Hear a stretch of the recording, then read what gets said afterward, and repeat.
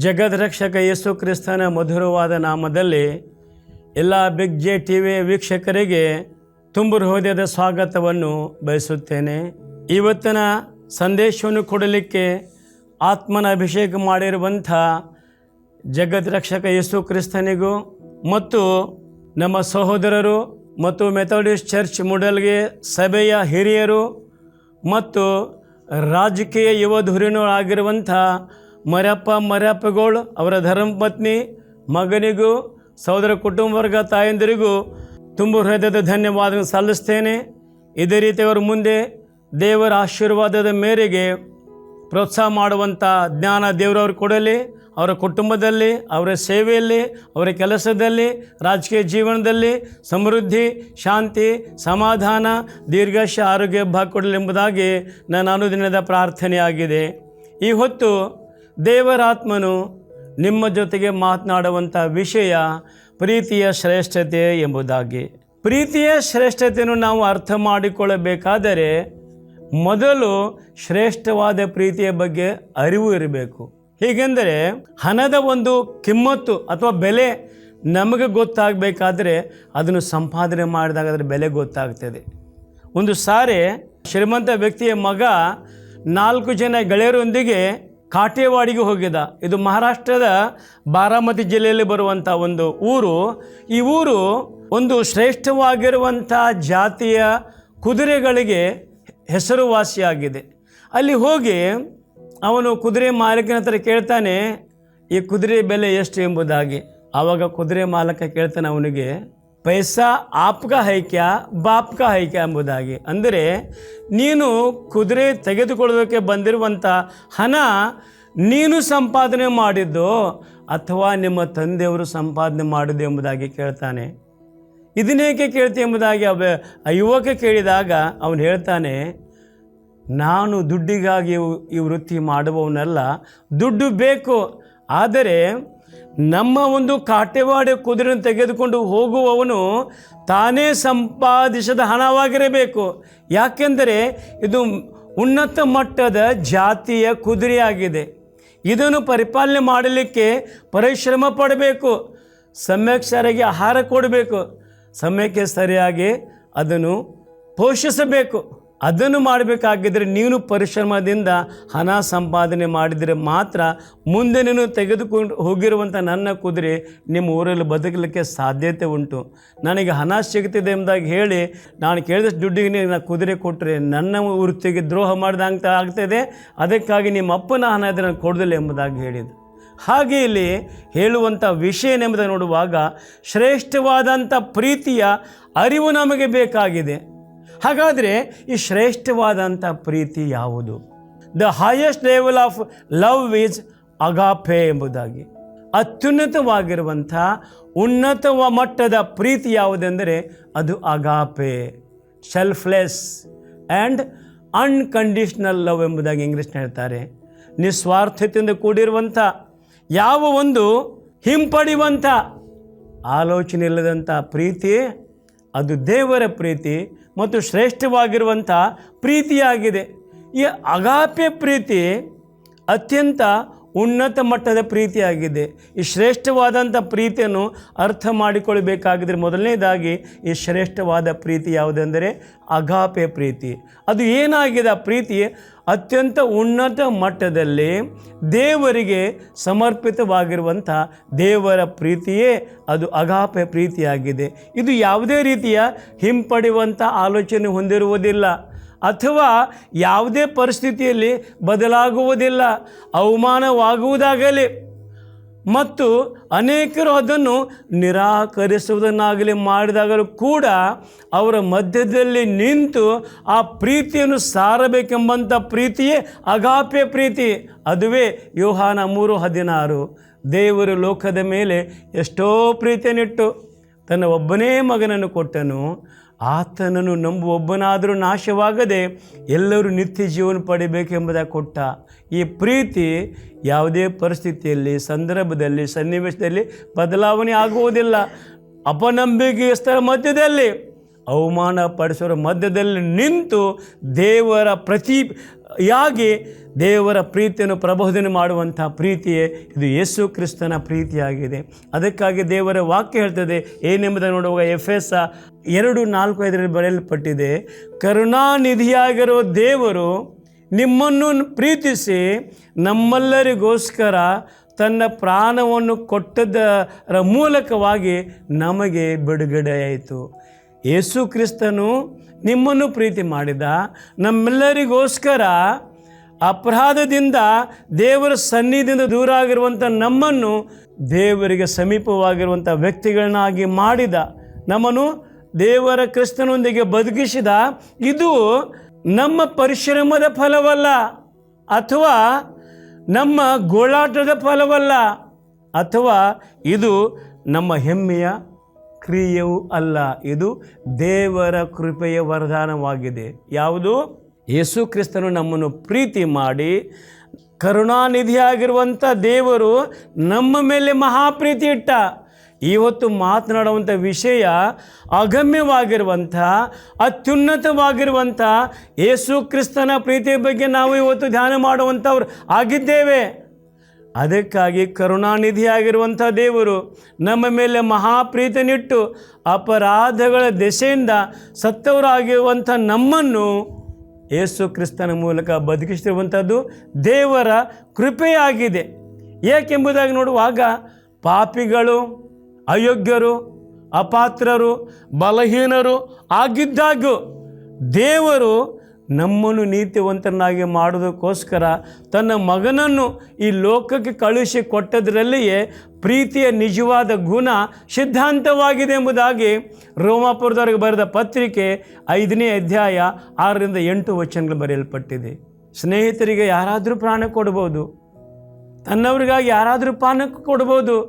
ಪಾಪಿಗಳು, ಅಯೋಗ್ಯರು, ಭಕ್ತಿಹೀನರು, ಬಲಹೀನರು, ಅಶಕ್ತರು, ಹಿಂಸೆಗೆ ಒಳಗಾದವರು, ದರಿದ್ರರು ಆಗಿರುವಂಥ ನಮ್ಮನ್ನು ಪ್ರೀತಿ ಮಾಡಿ ತನ್ನ ಮಗನನ್ನೇ ಕೊಟ್ಟಿರುವಂಥದ್ದು ಎಂಥ ಒಂದು ಮಹಾ ಪ್ರೀತಿ ಅಲ್ಲವೇ ಪ್ರಿಯರೇ. ಅದಕ್ಕಾಗಿ ಇವತ್ತಿನ ದಿನ ಏನಾಗಿದೆ ಎಂದು ನೋಡುವಾಗ ಈ ಪ್ರೀತಿ ಬಹಳ ಆಶೀರ್ವಾದಕರವಾಗಿದೆ. ಅದಕ್ಕಾಗಿ 1 ಯೋಹಾನ 2:4-7 ಬರೆಯಲ್ಪಟ್ಟಿದೆ, ಈ ಪ್ರೀತಿ ಏನಾಗಿದೆ? ದೇವರಿಂದ ಉಂಟಾಗಿದೆ.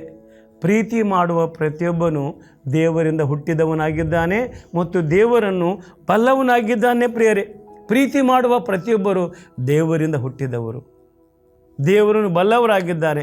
ಪ್ರೀತಿ ಮಾಡಿದವರು ಇದಕ್ಕೆ ತದ್ವಿರುದ್ಧವಾಗಿ ನೀವೇ ತಿಳಿದುಕೊಳ್ಳಬೇಕು. ಅದಕ್ಕಾಗಿ ದಾವೀದನು ಹೇಳ್ತಾನೆ, ಕೀರ್ತನೆ 36:5 ಬರೆಯಲ್ಪಟ್ಟಿದೆ, ಯೆಹೋವನೇ ನಿನ್ನ ಪ್ರೀತಿಯು ಆಕಾಶದಷ್ಟು ಉನ್ನತವಾಗಿದೆ.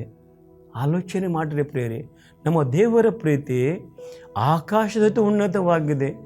ಜಗತ್ತಿನೆಲ್ಲ ವಿಜ್ಞಾನಿಗಳು ಸೇರಿ ನಾಸಾದಲ್ಲಿ ಕೆಲಸ ಮಾಡುವಾಗ ವರ್ಷಗಂಟಲೆ ಏನೇನೋ ಪ್ರಯಾಸಪಟ್ಟು ಸಂಶೋಧನೆ ಮಾಡಿ ಕಂಡು ಹಿಡಿದು ಒಂದು ಉಪಗ್ರಹ ಬಿಡುವಾಗ ಅವರಿಗೆ ಒಂದು ಭಯ, ಈ ಭೂಮಿಯ ಗುರುತ್ವಾಕರ್ಷಣೆ ಮಟ್ಟವನ್ನು ಭೇದಿಸ್ತದ ಎಂಬುದಾಗಿ.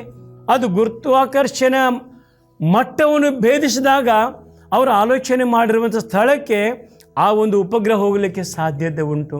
ಆದರೆ ನಮ್ಮ ದೇವರ ಪ್ರೀತಿ ಅದಕ್ಕಿಂತ ಉನ್ನತ, ಆಕಾಶದ ಉನ್ನತವಾಗಿದೆ ಅಂತ ಹೇಳಿರುವಾಗ ಪ್ರೀತಿ ಎಷ್ಟು ಪ್ರಖರವಾಗಿರಬಹುದು, ಪ್ರಬಲವಾಗಿರಬಹುದು ಮತ್ತು ಪರಿಶುದ್ಧವಾಗಿರಬಹುದು ಎಂಬುದಾಗಿ ನಾವು ಆಲೋಚನೆ ಮಾಡುವಂಥದ್ದು ಬಹಳ ಮುಖ್ಯವಾಗಿದೆ. Ultimately the meaning of agape love is the god resides in the heart and in the heaven.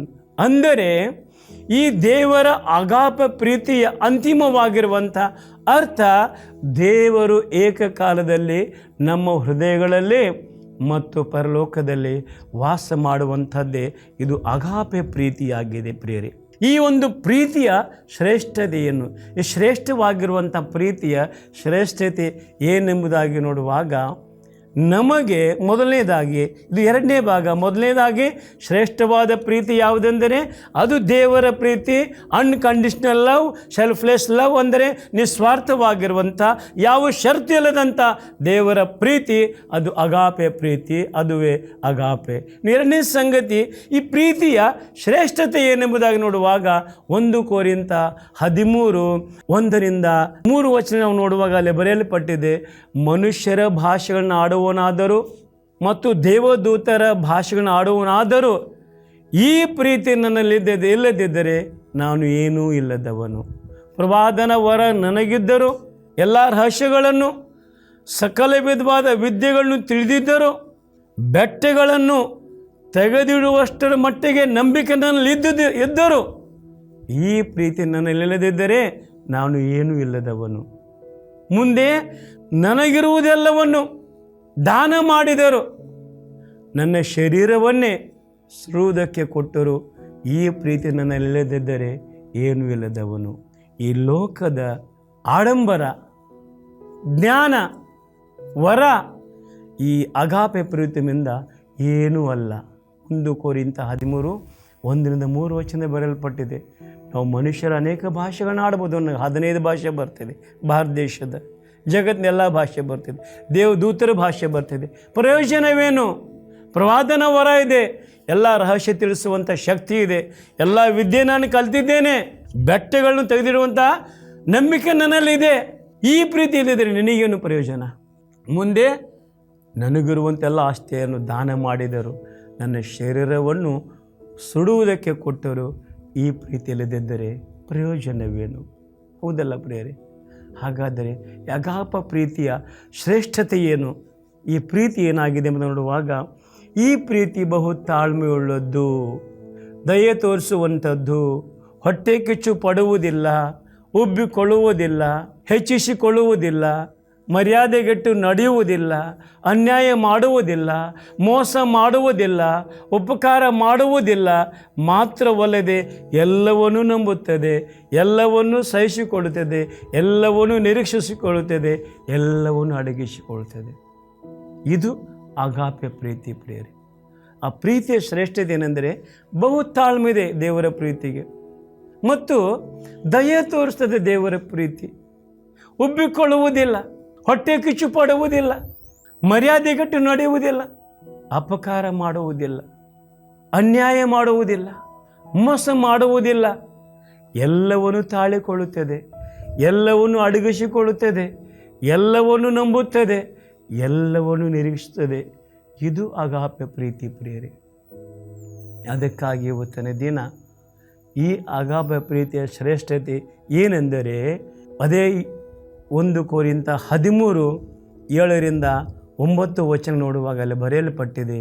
ಏನೆಂದರೆ, ಈ ಪ್ರೀತಿ ಎಂದಿಗೂ ಬಿದ್ದು ಹೋಗುವುದಿಲ್ಲ.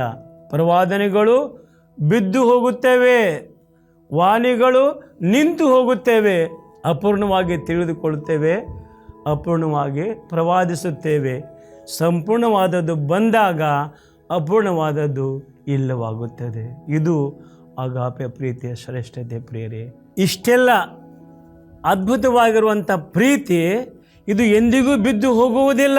ಪ್ರವಾದನೆಗಳು ಇಲ್ಲದಾಗುತ್ತವೆ, ವಾಣಿಗಳು ನಿಂತು ಹೋಗುತ್ತವೆ, ಅಪೂರ್ಣವಾಗಿ ತಿಳಿದುಕೊಳ್ಳುತ್ತೇವೆ, ಅಪೂರ್ಣವಾಗಿ ಪ್ರವಾದಿಸುತ್ತೇವೆ. ಆದರೆ ಸಂಪೂರ್ಣವಾದದ್ದು ಬಂದಾಗ ಅಪೂರ್ಣವಾದದ್ದು ಇಲ್ಲದಂತಾಗುತ್ತದೆ. ಆ ಸಂಪೂರ್ಣವಾದಂಥದ್ದು ಯಾವುದೆಂದರೆ ಅದು ಯೇಸು ಕ್ರಿಸ್ತನೇ ಎಂಬುದಾಗಿ ದೇವರ ವಾಕ್ಯ ಹೇಳ್ತದೆ. ಈ ಒಂದು ಅಗಾಪೆ ಪ್ರೀತಿಯ ಶ್ರೇಷ್ಠತೆ ಯಾವುದಕ್ಕೂ ಬೆಲೆ ಕಟ್ಟಲಾಗದಂಥ ಒಂದು ವ್ಯವಸ್ಥೆಯಾಗಿದೆ. ಅದಕ್ಕಾಗಿ ಅದನ್ನು ಈ ಸತ್ಯವೇದದ ಲೂಕನು ಬರೆದ ಸುವಾರ್ತೆ 7ನೇ ಅಧ್ಯಾಯದ 37-38 ನಾವು ನೋಡ್ತೇವೆ. ಆ ಘಟನೆಯಲ್ಲಿ 5 ಸ್ವಾರಸ್ಯವಾಗಿರುವಂಥ ಸಂಗತಿಗಳು ಅಡಕವಾಗಿವೆ. ಏನೆಂಬುದಾಗಿ ನೋಡುವಾಗ, ಪರಿಶಾನಾಗಿರುವಂಥ ಶೀಮೋನನ ಮನೆಯಲ್ಲಿ ಆಹ್ವಾನಿಸಲ್ಪಟ್ಟಂಥ ಯೇಸು ಅಲ್ಲಿ ಹೋದಾಗ ಅಲ್ಲಿ ಒಬ್ಬ ದುರಾಚಾರ್ಯ ಆಗಿರುವಂಥ ಹೆಣ್ಣು ಮಗಳು ಅಲ್ಲಿ ಬರ್ತಾಳೆ. ಬಂದಾಗ ಅವಳು ಯೇಸು ಕ್ರಿಸ್ತನ ಪಾದವನ್ನು ನಮಸ್ಕರಿಸ್ತಾಳೆ, ಪಾದಕ್ಕೆ ಬಿದ್ದು. ಅಲ್ಲಿ ಅವಳು ತೋರಿಸಿದಂಥ ಪ್ರೀತಿ 5 ವಿಷಯಗಳನ್ನು ಒಳಗೊಂಡಿದೆ.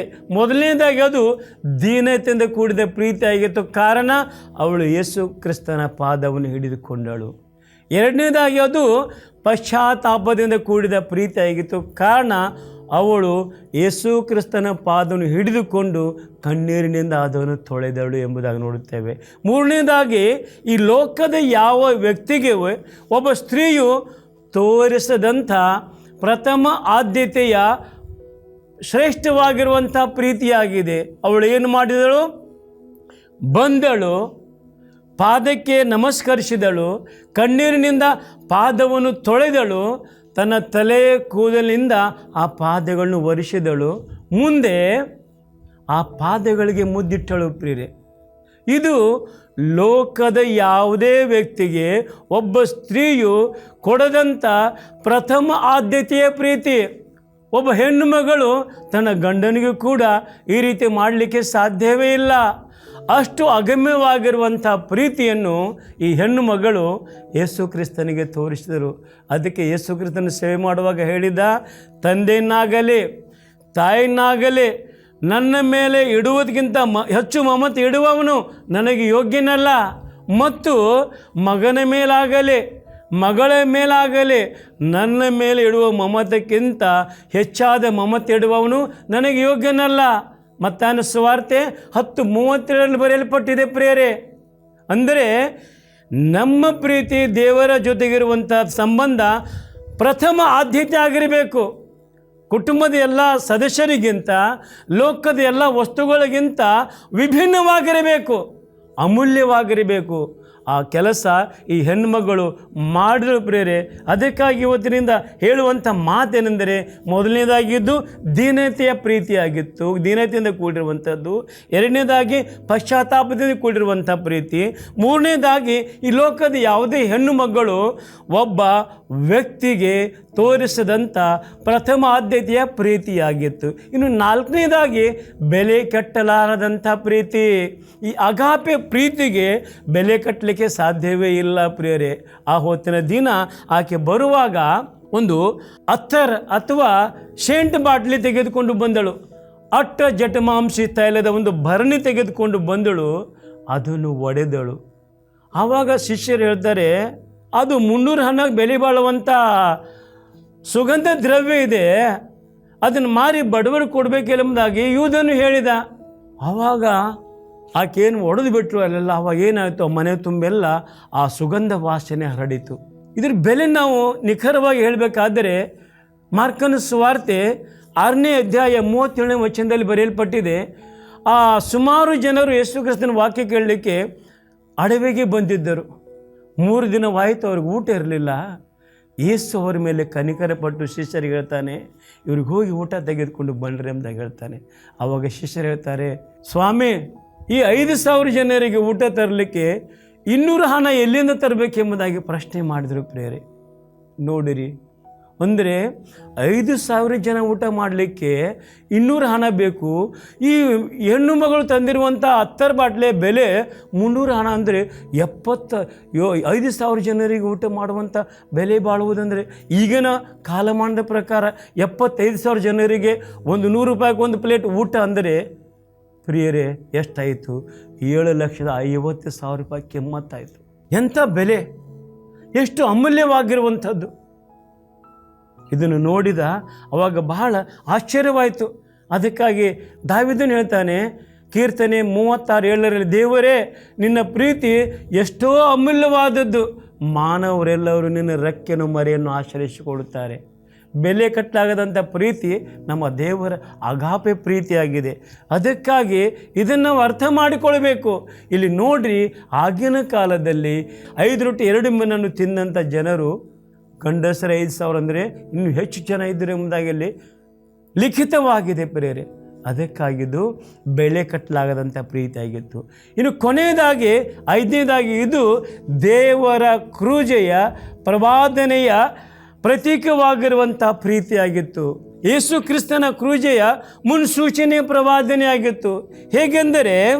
ಹೇಗೆ ಆ ಒಂದು ಸುಗಂಧ ದ್ರವ್ಯದ ಭರಣಿಯನ್ನು ಒಡೆದಾಗ ಆ ರೂಮನೆಲ್ಲ ಆ ಸುಗಂಧ ದ್ರವ್ಯ ವಾಸನೆ ಹರಡಿತು, ಹಾಗೆ ಯೇಸು ಕ್ರಿಸ್ತನ ದೇಹ ಕಲ್ವಾರಿ ಕ್ರೂಜೆಯಲ್ಲಿ ಮುರಿದಾಗ ಲೋಕಕ್ಕೆಲ್ಲ ಸುವಾರ್ತೆ ಎಂಬ ಸುಗಂಧ ದ್ರವ್ಯ, ಸುವಾರ್ತೆಯ ಸುಗಂಧ ಹರಡಲ್ಪಟ್ಟಿತು. ಹೌದಲ್ಲ ಪ್ರಿಯರೇ? ಒಂದು ಪ್ರವಾದನಲ್ಲಿದೆ. ಅದಕ್ಕಾಗಿ ಅಲ್ಲಿ ಯೇಸು ಹೇಳ್ತಾನೆ, ಈ ಸುವಾರ್ತೆ ಎಲ್ಲೆಲ್ಲೂ ಸಾರುತ್ತದೋ ಅಲ್ಲಲ್ಲಿ ಇವಳ ನೆನಪಿಗಾಗಿ ಇದನ್ನು ಹೇಳಿರಿ. ನೋಡಿರಿ, ಸತ್ಯವೇದ ಅಲ್ಲಿ ಹೇಳ್ತದೆ ದುರಾಚಾರಿಯಾದ ಹೆಣ್ಣು ಮಗಳು. ಆದರೆ ನಾವು ಪರಿಶುದ್ಧರು, ನೀತಿವಂತರು, ಹುಟ್ಟು ಕ್ರೈಸ್ತರು, ನಮ್ಮ ಅಜ್ಜ ಕ್ರೈಸ್ತ, ನಮ್ಮ ಮುತ್ತಾತ ಕ್ರೈಸ್ತ ಅಂತ ಹೇಳ್ತೇವೆ. ನಮ್ಮ ಆಲೋಚನೆ ಏನಾಗಿದೆ? ನಮ್ಮ ಪ್ರೀತಿ ಏನಾಗಿದೆ? ಪ್ರಶ್ನೆ ಮಾಡಿಕೊಳ್ಳಬೇಕು. ಒಬ್ಬ ದುರಾಚಾರಿಯಾದಂಥ ಹೆಣ್ಣು ಮಗಳಲ್ಲಿ ದೀನತೆಯ ಪ್ರೀತಿ ಇತ್ತು, ಪಶ್ಚಾತ್ತಾಪದ ಪ್ರೀತಿ ಇತ್ತು. ಒಬ್ಬ ವ್ಯಕ್ತಿಗೆ ಲೋಕದ ಯಾವ ಹೆಣ್ಣು ಮಗಳು ತೋರಿಸಿದಂಥ ಪ್ರಥಮ ಆದ್ಯತೆ ಪ್ರೀತಿಯಾಗಿತ್ತು. ನಾಲ್ಕನೇದಾಗಿ ಬೆಲೆ ಕಟ್ಟಲಾಗದಂಥ ಪ್ರೀತಿಯಾಗಿತ್ತು. ಐದನೇದಾಗಿ ಇದು ಯೇಸು ಕ್ರಿಸ್ತನ ಕ್ರೂಜೆ ಮರಣದ ಮುನ್ಸೂಚೆಯ ಪ್ರವಾದನೆ ಪ್ರೀತಿಯಾಗಿತ್ತು. ಅದಕ್ಕಾಗಿ ಸತ್ಯವೇದದಲ್ಲಿ ಬರೆಯಲ್ಪಟ್ಟಿದೆ, ಅವಳು ದುರಾಚಾರಿ ಆಗಿದ್ದರೂ ಕೂಡ ಅವಳ ಹೃದಯ ನಿರ್ಮಲವಾಗಿತ್ತು, ಪರಿಶುದ್ಧವಾಗಿತ್ತು, ಪರಿಪೂರ್ಣವಾಗಿತ್ತು, ಪ್ರೀತಿಯನ್ನು ಅರ್ಥ ಮಾಡಿಕೊಂಡಿತ್ತು. ಅದಕ್ಕಾಗಿ ಅವಳಿಗೆ ಏನಾಯ್ತು ಎಂಬುದಾಗಿ ನೋಡುವಾಗ ದೇವರ ಆಶೀರ್ವಾದ ಸಿಕ್ತು. ಅದಕ್ಕೆ ಪೌಲನು ಹೇಳ್ತಾನೆ ಎಫೆಸ 5:2 ಕ್ರಿಸ್ತನು ನಿಮ್ಮನ್ನು ಪ್ರೀತಿಸಿ ನಮ್ಮೆಲ್ಲರಿಗೋಸ್ಕರ ತನ್ನನ್ನೇ ದೇವರಿಗೆ ಸುಗಂಧ ವಾಸನೆಯಾದ ಕಾಣಿಕೆಯಾಗಿಯೂ ಯಜ್ಞವಾಗಿಯೂ ಸಮರ್ಪಿಸಿಕೊಂಡ ಪ್ರಕಾರವೇ ನೀವು ಪ್ರೀತಿಯಲ್ಲಿ ನಡೆದುಕೊಳ್ಳಿರಿ. ನಮ್ಮ ದೇವರು ಕೂಡ ಶಿಲುಬೆಯಲ್ಲಿ ಮರಣ ಹೊಂದಿದ್ದು ಸರ್ವಶಕ್ತನಾಗಿರುವಂಥ ಯೆಹೋವ ದೇವರಿಗೆ ಸುವಾಸನೆಯುಂಟು ಮಾಡುವಂಥ ಕಾಣಿಕೆಯಾಗಿ ಯಜ್ಞವಾಗಿ ಸಮರ್ಪಿಸಿಕೊಂಡನಲ್ಲ. ಅದಕ್ಕಾಗಿ ನೀವು ಕೂಡ ಅಂತಹ ಪ್ರೀತಿಯಲ್ಲಿ ನಡೆಯಬೇಕು. ಮೂರನೇದಾಗಿ ಈ ಶ್ರೇಷ್ಠವಾಗಿರುವಂಥ ಪ್ರೀತಿಯ ಪ್ರತೀಕವಾಗಿ ನಿಮ್ಮ ಪ್ರೀತಿ ಹೇಗಿದೆ? ಜೀವಿಸುವ ದೇವರಾಗಿರುವಂಥ ಯೇಸು ಕ್ರಿಸ್ತನ ಮೇಲೆ ಇರುವಂಥ ಪ್ರೀತಿ ಕೂಡ ಜೀವಂತವಾಗಿರಬೇಕು. ನಿಮ್ಮ ಪ್ರೀತಿ ಜೀವಂತವಾಗಿದೆಯೋ ಅಥವಾ ಸತ್ತಿದೆಯೋ ಆಲೋಚನೆ ಮಾಡಿಕೊಳ್ಳಿರಿ. ಕೆಲವರು ಹೇಳ್ತಾರೆ ಪ್ರೀತಿ ಒಂದು ಭಾವನೆ ಆಗಿದೆ, ಪ್ರೀತಿ ಒಂದು ಯೋಚನೆ ಆಗಿದೆ, ಪ್ರೀತಿ ಒಂದು ಕನಿಕರವಾಗಿದೆ. ಅಲ್ಲ ಪ್ರಿಯರೇ, ಪ್ರೀತಿ ಕನಿಕರ, ಯೋಚನೆ ಮತ್ತು ಭಾವನೆಗಳ ಸುಂದರ ಕಲ್ಪನೆ ಅಲ್ಲ, ಬದಲಾಗಿದು ಕಾರ್ಯರೂಪಕ್ಕೆ ಬಂದಾಗಲೇ ನಿಜವಾದ ಪ್ರೀತಿಯ ಅರ್ಥ ನಮಗಾಗುತ್ತದೆ. ಹಾಗಾದರೆ ಪ್ರೀತಿ ಎಂದರೇನು? ಪ್ರೀತಿ ಅನ್ನುವಂಥದ್ದು ಕಾರ್ಯರೂಪಕ್ಕೆ ಬರಬೇಕು. ಅದಕ್ಕಾಗಿ ಒಂದು ಯೋಹಾನನು ಹೇಳ್ತಾನೆ, ಪ್ರೀತಿಯ ಒಂದು ಅನುಭವ ಹೊಂದಿದಂಥ ಯೋಹಾನ ಹೇಳ್ತಾನೆ, 2 ಯೋಹಾನ 6ನೇ ವಚನದಲ್ಲಿ ಬರೆಯಲ್ಪಟ್ಟಿದೆ, ದೇವರ ಆಜ್ಞೆಗಳನ್ನು ಅನುಸರಿಸಿ ನಡೆಯುವುದೇ ಪ್ರೀತಿ. ಕಾರ್ಯರೂಪದಲ್ಲಿರಬೇಕು. ಅದಕ್ಕಾಗಿ ಅದೇ ಯೋಹಾನ 1 ಯೋಹಾನ 4:20 ಬರೆಯಲ್ಪಟ್ಟಿದೆ, ನಿನ್ನ ಕಣ್ಣಿಗೆ ಎದುರಿಗಿರುವಂಥ ನಿನ್ನ ಸಹೋದರನ್ನು ಪ್ರೀತಿಸದೆ ಹೋದರೆ ಕಣ್ಣಿಗೆ ಕಾಣದಂಥ ದೇವರನ್ನು ನೀನು ಎಂದಿಗೂ ಪ್ರೀತಿಸಲಾರೆ. ಅದಕ್ಕಾಗಿ ಇವತ್ತು ದೇವರು ಹೇಳುವಂಥ ಮಾತೇನೆಂದರೆ ಅದು ಯೋಹಾನ 1 ಯೋಹಾನ 3:18 ಬರೆಯಲ್ಪಟ್ಟಿದೆ, ಪ್ರಿಯರಾದ ಮಕ್ಕಳೇ, ನಾವು ಬರೀ ಬಾಯಿ ಮಾತಿನಿಂದ ಬಾಯಿ ಉಪಚಾರದಿಂದ ಪ್ರೀತಿ ಮಾಡಬಾರದು. ನಿಮ್ಮ ಪ್ರೀತಿ ಕೃತ್ಯದಲ್ಲಿರಬೇಕು ಮತ್ತು ಸತ್ಯದಲ್ಲಿರಬೇಕು. ಆಲೋಚನೆ ಮಾಡಿರಿ ಪ್ರಿಯರೇ. ಯೋಹಾನ ಯೇಸು ಕ್ರಿಸ್ತನ ಪ್ರೀತಿಯನ್ನು ಬಹಳವಾಗಿ ಅರ್ಥ ಮಾಡಿಕೊಂಡಿದ್ದ. ಯೇಸು ಕ್ರಿಸ್ತನ ಎದೆಗೆ ಒರಗಿಕೊಂಡಿರ್ತದ್ದ. 3 ಮಂದಿ ಯೇಸು ಕ್ರಿಸ್ತನ ಪ್ರೀತಿಯ ಶಿಷ್ಯರು, ಪೇತ್ರ, ಯೋಹಾನ, ಯಾಕೋಬ. ಯೋಹಾನನಷ್ಟು ಪ್ರೀತಿ ಯಾರೂ ಅನುಭವಿಸಲಿಲ್ಲ, ಆಸ್ವಾದಿಸಲಿಲ್ಲ. ಅದಕ್ಕಾಗಿ ದೇವರು ಅವನಿಗೆ ಪತ್ಮೋಸ್ ದ್ವೀಪದಲ್ಲಿ ಆತ್ಮ ಪರವಶನಾಗಿ ಈ ಪ್ರಕಟಣೆ ಗ್ರಂಥ ಬರೆಯುವಂತೆ ಮಾಡಿದ. ಅವನು ಹೇಳ್ತಿದ್ದಾನೆ, ದೇವರ ಆಜ್ಞೆ ಅನುಸರಿಸಿ ನಡೆಯುವುದೇ ಪ್ರೀತಿ. ಮಾತ್ರವಲ್ಲದೆ ಕಣ್ಣಿಗೆ ಕಾಣುವಂಥ ನಿನ್ನ ತಮ್ಮನನ್ನು ಅಣ್ಣನನ್ನು ಪ್ರೀತಿಸದೆ ಕಣ್ಣಿಗೆ ಕಾಣದಿರುವಂಥ ದೇವರನ್ನು ಪ್ರೀತಿಸಲಿಕ್ಕೆ ಸಾಧ್ಯವಿಲ್ಲ. ಬರೀ ಬಾಯಿ ಉಪಚಾರದಿಂದ, ಬಾಯಿ ಮಾತಿನಿಂದ ಪ್ರೀತಿ ಮಾಡಬಾರ್ದು. ನಿಮ್ಮ ಪ್ರೀತಿ ಕೃತ್ಯದಲ್ಲಿರಬೇಕು ಮತ್ತು ಸತ್ಯದಲ್ಲಿರಬೇಕು, ಸತ್ಯವಾಗಿರಬೇಕು, ಕೃತ್ಯದಿಂದ ಕೂಡಿರಬೇಕು. ಅದಕ್ಕಾಗಿ ಪ್ರಿಯರೇ, ಈ ಅಪ್ರಮೇಯವಾಗಿರುವಂಥ, ಅಗಮ್ಯವಾಗಿರುವಂಥ, ಅತಿ ಶ್ರೇಷ್ಠ ಉನ್ನತ ಮಟ್ಟದ ಪ್ರೀತಿ ಆಗಿರುವಂಥ ಅಗಾಪೆ ಪ್ರೀತಿಯ ಬಗ್ಗೆ ನೋಡುವಾಗ, ಅಗಾಪೆ ಪ್ರೀತಿ ಇದು ಯಾವುದನ್ನು ಬಯಸದೇ ಇರುವಂಥ ಪ್ರೀತಿ. ಎರಡನೇದಾಗಿ ಅತಿ ಉನ್ನತ ಶ್ರೇಷ್ಠವಾಗಿರುವಂಥ ಪ್ರೀತಿ. ಮೂರನೇದಾಗಿ ನಮ್ಮ ಪ್ರೀತಿ ಕೂಡ ಅದಕ್ಕೆ ಅನುಗುಣವಾಗಿರುವುದಾಗಿದ್ದರೆ ದೇವರು ನಮ್ಮೆಲ್ಲರನ್ನು ಆಶೀರ್ವಾದ ಮಾಡುವಂತನಾಗಿದ್ದಾನೆ. ನಾವೆಲ್ಲರ ಕಣ್ಣುಗಳನ್ನು ಮುಚ್ಚಿಕೊಳ್ಳೋಣ, ಪ್ರಾರ್ಥನೆ ಮಾಡಿಕೊಳ್ಳೋಣ. ಅಮಿತ ಪ್ರೀತಿಯಲ್ಲಿ ಐಶ್ವರ್ಯವುಳ್ಳಂಥ ನಮ್ಮ ಪರಲೋಕದ ತಂದೆಯಾದ ದೇವರೇ, ಮತ್ತೊಂದಾವರ್ತಿ ನಿನ್ನ ಮಕ್ಕಳಾಗಿರುವಂಥ ನಾವುಗಳು ಈ ಬಿಗ್ ಜೆ ಟಿವಿಗೆ ಬಂದು ಸಂದೇಶಗಳನ್ನು ಕೃಪೆ ಕೊಡಿ, ಸ್ತೋತ್ರ. ಈ ಬಿಗ್ ಜೆ ಟಿವಿಯ ನಿರ್ದೇಶಕರನ್ನು ಆಶೀರ್ವಾದ ಮಾಡು, ಇವರ ಗುಂಪನ್ನು ಆಶೀರ್ವಾದ ಮಾಡು, ಬಂದಿರುವಂಥ ನಮ್ಮ ಕುಟುಂಬ ಮಕ್ಕಳನ್ನ ಆಶೀರ್ವಾದ ಮಾಡು.